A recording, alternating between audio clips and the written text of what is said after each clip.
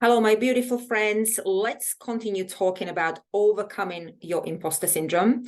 Today, I want to talk to you about two things that will definitely not help you overcome your imposter syndrome.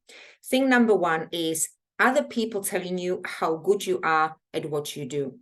And I'm sure you're really, really good at what you do. I have no doubt about it. My clients are business leaders and business owners who have already achieved a really, really good level of success. So I'm sure that you are really good at what you do as well. And I'm sure there are other people, many of your colleagues and surrounding, friends and family that keep telling you how good you are at what you do, how confident you look in the boardroom, how in control you always seem to be when it comes to, I don't know, big decisions, or how effortless you make everything look. So, and you've been possibly receiving these kind of positive comments and compliments for years. Everybody believes in you, everybody but you. So let's talk about this, because it is lovely to receive these kind of compliments. Of course it is. And don't take me wrong, there is nothing wrong with positive compliments or positive comments and compliments. And we actually want to be really able to wholeheartedly receive these compliments.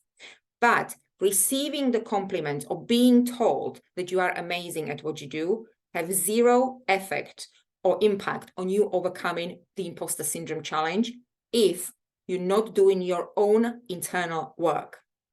Have you ever noticed, or have you ever thought about that despite of you regularly receiving these kind of compliments, your I'm not good enough belief still hasn't diminished. It's still happily sitting there.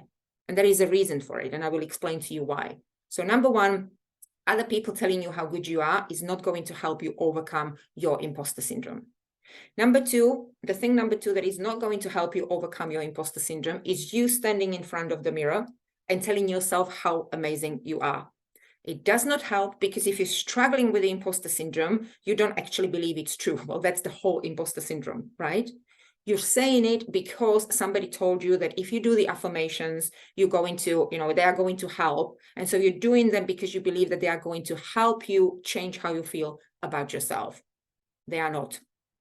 In both of these cases, whether it's somebody else telling us how amazing we are, or whether it's us trying to persuade ourselves about how amazing we are, it's not going to help us increase our level of confidence, because intrinsically, internally, in our subconscious mind, in our programming, we do not believe it's true. And so there is this misalignment. There are like two tracks, this outside track, the outside world telling us something, or we trying to persuade ourselves about something. And then this internal track, which is actually sitting inside of us, as I said, in our subconscious mind. And as long as these two tracks are not aligned, your imposter syndrome is going to do what it does. And it means that it's going to keep telling you that you're not good enough. And so what we want to do is that we want to be really focused on where do we put our energy, where do we put our focus. And most of the time, we actually put our focus on this external track. And so we keep achieving, we keep driving. We want to keep receiving more of these comments from our boss about how amazing we are in the project, or, from our colleagues. So we keep chasing these outside compliments, awards, accolades. But if we do not put focus on this internal work, we can be chasing these outside accolades and awards forever. We're not going to find the internal peace and true confidence that we are good enough. Look at it like this. It's like when you have a tooth with a decay in it. Like you can take a crown and you can put a beautiful crown onto the tooth. But if you do not deal with the decay, it's not going to help. If you put the crown in and the decay is still there, the decay is going to do what the decay does, rotting away, creating pain, causing pain, hurting, and all that stuff. So if you really want to heal the tooth, you need to take the crown away, first heal the decay, and then put the crown in. Same thing with our imposter syndrome.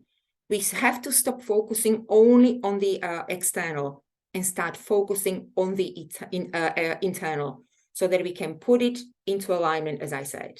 Does that make sense? Can you see that? Okay, so if you do see that, you might tell me, okay, I get it, Michaela, get it. So, but what does this actually mean? How do I go about it? Where do I even start? How do I refocus? Well, this is the work that I do with my clients, right? And this is the process.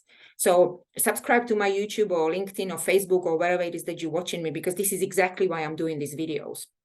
But for today, in this video, I just really want to leave you with that understanding that if you really want to increase your confidence, like really not pretending that you're confident or not pretending that you have got things under control, you really have to stop focusing on the outside and you have to change that focus on the inside.